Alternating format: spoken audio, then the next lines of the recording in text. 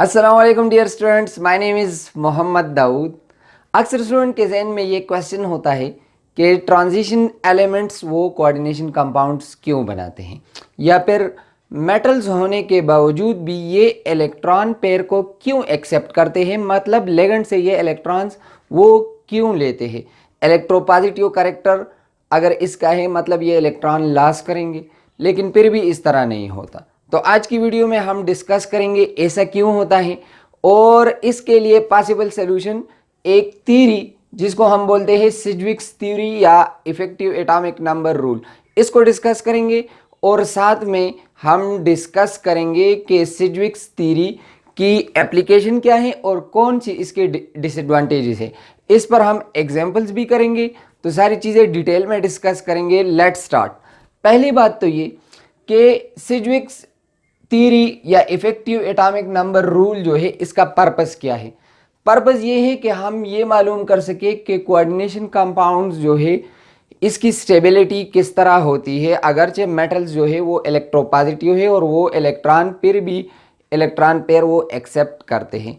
तो एक बात तो आप जहन में रख ले कि ट्रांजिशन एलिमेंट्स में वैकेंट डी ऑर्बिटल होते हैं और ये लो एनर्जी के होते हैं, और इस वैकेंट डी ऑर्बिटल में ये इलेक्ट्रॉन पेयर को लोन पेयर को एक्सेप्ट करते हैं। लेकिन ये बॉन्ड क्यों बनाते हैं, इस चीज़ को एक साइंटिस्ट था जिसका नाम था सिज्विक, और बॉन्डिंग में इसकी बहुत सारी कंट्रीब्यूशन है। बॉन्डिंग को इसने या वैलेंसी में केमिकल बॉन्डिंग में इसकी बहुत सारी इसका बहुत सारा काम है। तो इसने एक रूल पेश किया, आइए पढ़ते हैं कि वो रूल क्या था। उसकी स्टेटमेंट कुछ यूँ थी कि ए मेटल एटम आइन will continue accepting the electron pair till the total number of electrons in the metal atom या ion becomes equal to the noble gas element found in the same period। उसने कहा क्योंकि noble gases जो होते हैं वो stable होते हैं और इनकी स्टेबिलिटी की वजह इनके इलेक्ट्रॉनिक कन्फिगुरेशन है जो स्टेबल है।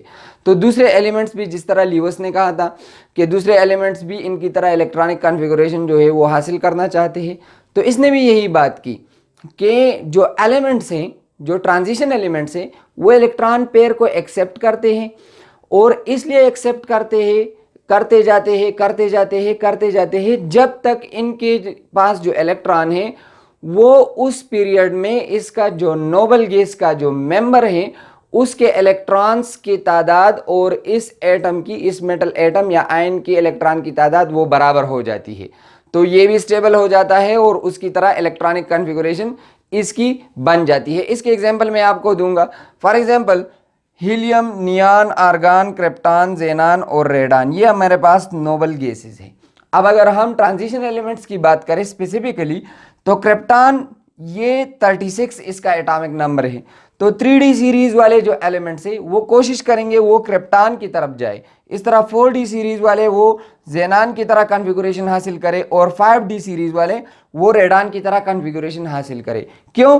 क्योंकि 3D में कौन से हैं, 21 से लेकर 30 तक ये वाले एलिमेंट्स आ जाते हैं। अब 21 से 30 के लिए अगला जो टारगेट हो सकता है नज़दीक वो 36 हो सकता है। इस वजह से ये जो स्कैंडियम है, titanium, vanadium, chromium, manganese, iron, cobalt और निकल, ये जो एलिमेंट्स है ये कोशिश करेंगे ये ट्रांजिशन, ये कोऑर्डिनेशन कंपाउंड्स क्यों बनाएंगे, ताकि इनकी इलेक्ट्रॉनिक कॉन्फ़िगरेशन वो 36 हो जाए। 4D के लिए यही वो जेनान की तरह चाहेंगे और रेडान की तरह 5D वाले चाहेंगे। इस पर हम एग्जाम्पल्स भी करेंगे। लेकिन आइए पढ़ते हैं कि इफेक्टिव एटॉमिक नंबर को हम मालूम किस तरह करते हैं। इफेक्टिव एटॉमिक नंबर को हम मालूम करते हैं Z-X plus Cn multiplied by 2। Z यहाँ पर एटॉमिक नंबर है सेंट्रल मेटल का, X जो है वैलेंसी ऑक्सीडेशन स्टेट है, ऑक्सीडेशन स्टेट है सेंट्रल मेटल एटम या आयन का, Cn कोऑर्डिनेशन नंबर है और मल्टीप्लाइड बाई 2। ये करने से हमारे पास इफेक्टिव एटॉमिक नंबर आ जाएगा। लेकिन जिस तरह हमें पता है कि coordination number is equal to ligand multiplied by density, मतलब अगर कोई लेगेंड है वो मोनोडेंटेट लेगेंड है, तो मोनोडेंटेट लेगेंड जो है वो एक इलेक्ट्रॉन पेयर जो है वो डोनेट करेगा। लेकिन अगर वो बाइडेंटेट लेगेंड है, जिस तरह इथाइलिन डाइअमीन है, तो वो 2 इलेक्ट्रॉन पेयर जो है वो डोनेट करेगा मेटल एटम को। तो मतलब डेंसिटी का भी हमने ख्याल रखना है, L मल्टीप्लाइड बाई D। मतलब अगर NH3 है तो वो एक लोन पेयर, तो मतलब उसका जितने NH3 है तो उतने लिगेंड मल्टीप्लाइड बाय डेंसिटी, तो डेंसिटी इसकी 1 है। अगर ए पर जो है वो मॉलिक्यूल वो 2 करता है तो 2 फिर 3, इस तरह आपने वो लिखना है। तो ये हमारे पास फाइनल जो है वो फार्मूला है। चलिए इसको अप्लाई करते हैं। फॉर एग्जाम्पल CONH3 होल 6 और Cl3। अब इसमें हमने कोबाल्ट के लिए इफेक्टिव एटॉमिक नंबर मालूम करना है। किस तरह?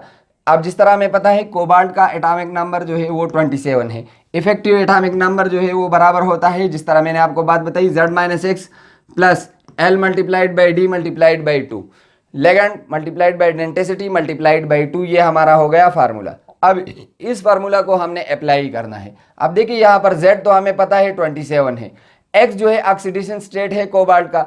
अब क्लोरीन का -1 होता है तो -1 मल्टीप्लाइड बाई 3, तो ये आ जाएगा -3।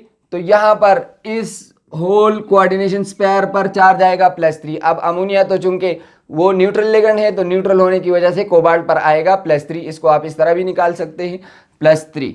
अब ये हमने डिटेल में डिस्कस किया हुआ था, किस तरह आपने निकालना है वहां से आप देख सकते हैं। चलो, effective atomic number Z-27 minus X oxidation state -3 plus legend कितने हैं देखिए आप, 6 लेगन है तो 6 multiplied by density, ammonia monodentate legend है, एक इलेक्ट्रॉन पेयर डोनेट करता है, और मल्टीप्लाइड बाय 2, ये आ जाएगा 12 और 24, तो 24 प्लस 12 आ गया 36। तो कोबाल्ट ने क्यों जो है वो बॉन्डिंग की, इसने क्यों अमोनिया से इलेक्ट्रॉन पेयर को एक्सेप्ट किए?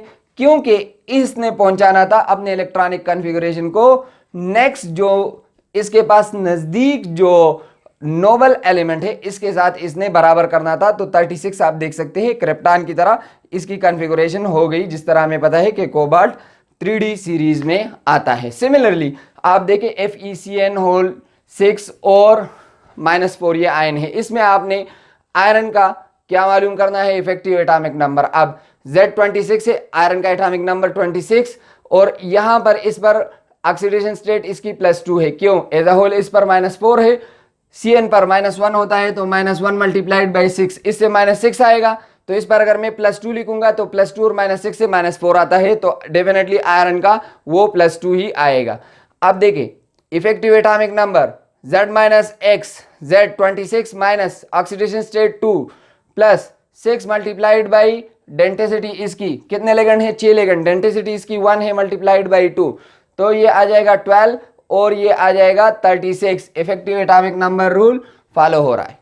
सिमिलरली आप देखिए FeCN होल 6 -3, इसमें अगर आप देखें और इसकी तरह इसके लिए सेम कैलकुलेशन करें, लेकिन फर्क ये आएगा कि आयरन पर +3 चार्ज आएगा इस केस में, तो आपके पास इफेक्टिव एटॉमिक नंबर 35 आ जाएगा। अब ये डिसएडवांटेज है इफेक्टिव एटॉमिक नंबर रूल की। एक डिसएडवांटेज क्या है कि सारे के सारे जो कंपाउंड्स है वो इफेक्टिव एटॉमिक नंबर को इफेक्टिवली वो फॉलो नहीं करते।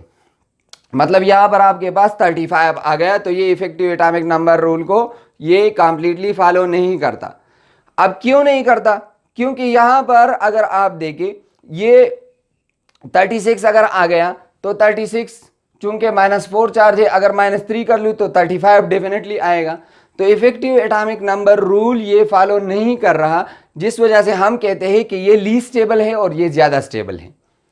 लेकिन दूसरी बात ये कि तमाम के तमाम ऑलमोस्ट 70% केसेस में ये अप्लाई होगा, 30% में ये अप्लाई नहीं होगा। लेकिन आपको एक इंटरेस्टिंग बात बताऊं, जितने भी मेटल कार्बोनेल्स हैं जिसमें कार्बोनेल आता है, तो ये तमाम के तमाम मेटल कार्बोनेल्स में 99.9% ऑलमोस्ट 99% ये अप्लाई होता है। तो मेटल कार्बोनेल में ये इसकी एक एडवांटेज है कि मेटल कार्बोनेल में ये सारे के सारे ये सारा का सारा इफेक्टिव एटॉमिक नंबर रूल जो है ये अप्लाई होता है। स्टिल हम इससे स्टेबिलिटी को भी एक्सप्लेन कर सकते हैं कि अगर इसकी कॉन्फ़िगरेशन ठीक ठाक आ गई, नोबल एलिमेंट की तरह आ गई तो ये स्टेबल है, अगर कम आ गई या ज़्यादा आ गई, आमतौर पर कम आती है, तो कम अगर आ गई तो मतलब ये है कि ये लीस्ट स्टेबल होगा। ये जो आयन होगा या फिर जो कॉम्प्लेक्स होगा ये लीस्ट स्टेबल होगा। यहाँ पर आप देखिए PtCl4-2, प्लैटिनम का Z78 इफेक्टिव एटॉमिक नंबर 78 -2,